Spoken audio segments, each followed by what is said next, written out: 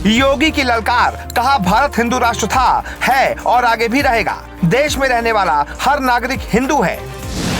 बागेश्वर बाबा ने जिस हिंदू राष्ट्र की अलग जगाई, योगी ने उस हिंदू राष्ट्र की बात मंच से फिर दोहराई। पंडित धीरेन्द्र शास्त्री को मिल गया योगी का साथ, अब बहुत जल्द देश के बदलेंगे हालात। एक है शेर तो दूसरा है हिंदुत्व का सवा शेर। योगी के इस बयान से हिंदू विरोधियों की गिली हो जाएगी पतलून। देश की सियासत में इन दिनों हिंदू राष्ट्र का मुद्दा छाया हुआ है। बागेश्वर धाम के पंडित धीरेन्द्र शास्त्री ने खुले मंच से देश को हिंदू राष्ट्र बनाने की जब बात कही थी, तब पूरे देश में हड़कंप मच गया था। पंडित धीरेन्द्र शास्त्री ने साफ कहा था कि उनका सपना भारत को हिंदू राष्ट्र बनाना है। तब कई देश विरोधी लोगों ने बागेश्वर महाराज के इस बयान पर सवाल खड़े किए थे, लेकिन तब धीरेन्द्र शास्त्री इस मैदान में अकेले शेर थे, अब दो हो गए हैं। बागेश्वर महाराज के बयान के बाद योगी आदित्यनाथ ने हिंदू राष्ट्र बनाने की मुहिम को और धार दे दी है। सीएम योगी ने कहा, भारत एक हिंदू राष्ट्र था, है और रहेगा। सीएम योगी ने कहा कि भारत में रहने वाला हर नागरिक हिंदू है, इसे धर्म, जाति और मजहब के हिसाब से नहीं देखना चाहिए।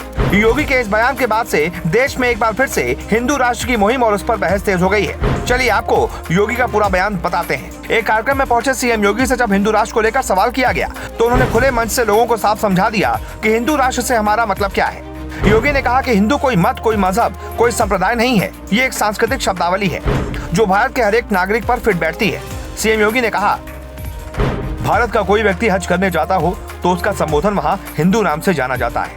अगर भारत का कोई व्यक्ति हज करने जा रहा है, वहाँ कोई उसे हाजी इस्लाम के रूप में नहीं मानता, वहाँ उसे हिंदू नाम से संबोधित किया जाता है, तो उसे वहाँ कोई परेशानी नहीं है। इस हिसाब से देखा जाए तो भारत हिंदू राष्ट्र है, क्योंकि यहाँ का हर नागरिक हिंदू है। योगी केवल यही नहीं रुके। योगी ने आगे कहा, हिंदू कोई जाति सूचक, मत और मजहब सूचक शब्द नहीं है। इसकी व्याख्या बहुत बड़ी है। ये हमारी संस्कृति की एकता का सूचक है, जो हिमालय से लेकर इस पूरे भारत देश की भूमि पर जन्मे लोगों की पहचान है। और इस भूमि पर जन्मे लोग अपने आप हिंदू कहलाते हैं। इसलिए भारत में जन्म लेने वाले लोगों को हिंदू राष्ट्र से किसी तरह का परहेज नहीं होना चाहिए। इस दौरान योगी ने हिंदू शब्द का मतलब समझाते हुए लोगों को आगाह किया और कहा कि अगर आप हिंदू शब्द को किसी मत या संप्रदाय से जोड़ने का प्रयास कर रहे हैं, तो इसका मतलब साफ है कि हम हिंदू शब्द का मतलब समझने की भूल कर रहे हैं। वहीं संविधान के सर्वोपरि होने पर उन्होंने कहा कि जहां तक संविधान की बात है, तो संविधान के प्रति हर भारतीय के मन में सर्वोच्च सम्मान होना चाहिए, क्योंकि वही हमारा मार्गदर्शक है। इस दौरान योगी ने रामचरितमानस पर सवाल उठाने वालों को लताड़ा भी। सीएम योगी ने कहा, शर्म आनी चाहिए उन लोगों को जो रामचरितमानस पर सवाल उठा रहे हैं। ये वो ग्रंथ है जिसने गुलामी के कालखंड में भारत को एक नई दिशा दी थी। रामलीलाओं के माध्यम से हम मंच पर किसी एक अंश को लेकर टिप्पणी नहीं कर सकते, हमें समग्रता के साथ देखना होगा। आखिर उसी रामचरितमानस में निषाद राज की भी चर्चा है और शबरी की भी चर्चा है। अब उसके महत्व को कैसे नकार सकते हैं। आपको बता दें कि योगी से पहले मध्य प्रदेश के छतरपुर से धीरेन्द्र कुमार शास्त्री हिंदू राष्ट्र के जयकारे के साथ देश में अलग जगा चुके हैं। तब हिंदू राष्ट्र के जयकारे के साथ बागेश्वर महाराज ने कहा था कि भारत को हिंदू राष्ट्र बनाना और सभी को सनातनी बनाना उनका लक्ष्य है, और वो इस लक्ष्य को पूरा करके रहेंगे।